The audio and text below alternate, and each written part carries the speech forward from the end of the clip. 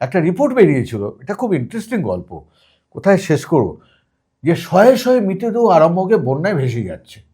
তার পরের দিন বসুমতীর চিফ ফটোগ্রাফার বিনয়দা আর স্টেটসম্যানের শ্যামলদা দুজন মিলে গেল, সারাদিন ঘুরে ঘুরে দেখলো কোনো বডি নেই, কিচ্ছু নেই।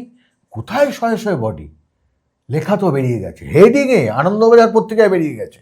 তখন এরকমই সব গুলগাপ্পা মাঝে মধ্যে বেরিয়ে যেত। তা শ্যামলদা বললো, শালা আনন্দবাজার রিপোর্টিং দেখে চলে এলাম, বেরিয়ে এলাম। বিনয়দার টাইটেলটা ভুলে গেছে, মারা গেছে। বসুমতী চিফ ফটোগ্রাফার ছিল আর শ্যামলদা ডেপুটি চিফ ছিল, স্টেটসম্যান। তা বিনয় আজকে তো করতে হবে না, আজকে তো আর ছবি নেই, আমি চললাম।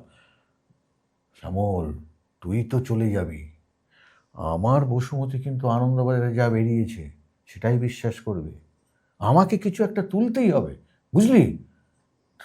শ্যামলদা বলছে যে তুলতে হবে মানে কি তুলবি?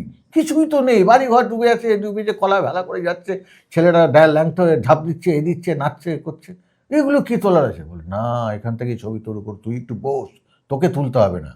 কি করেছিল যেন বিনয়দা ওখানে একটা দুটো ছেলেকে এরকমভাবে ওই সেই চিৎ সাঁতার দেয়, ওই রকমভাবে পানা টানা দিয়ে চিৎ সাঁতার দিয়ে ভেসে এরকম যাচ্ছে, দূর থেকে একটা টেলি ক্যামেরা দিয়ে একটুখানি সেকি টেকি করে দিয়েছিল, মানে বডি ভেসে যাচ্ছে। অ্যাকচুয়ালি না, ওটা জ্যান্ত ছেলে, জ্যান্ত লোক। এই ছবিটা করতে হলো, কেন করতে হলো? আনন্দবাজার পত্রিকায় খবর বেরিয়েছিল শয়ে শয়ে বডি ভেসে যাচ্ছে। শোনো, এইটার আমি তোমাকে গল্প বলি।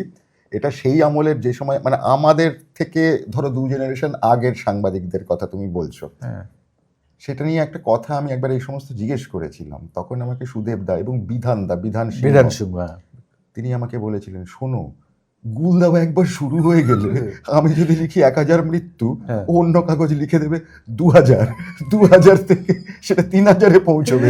তার থেকে প্রথমেই একটা বড় ফিগার দিয়ে শুরু করে দিতাম। সেই আমলে তো অত কেউ মিলিয়ে দেখতো না।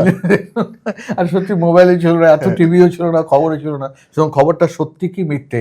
কিন্তু তারপরে আস্তে আস্তে তোমরা তো খবরে, আমরা যখন কাজ করেছি তখন কিন্তু সত্যি জিনিসটা সত্যিই লেখা হয়। সত্যি লেখা, এটা ঘটনা, এটা ঘটনা।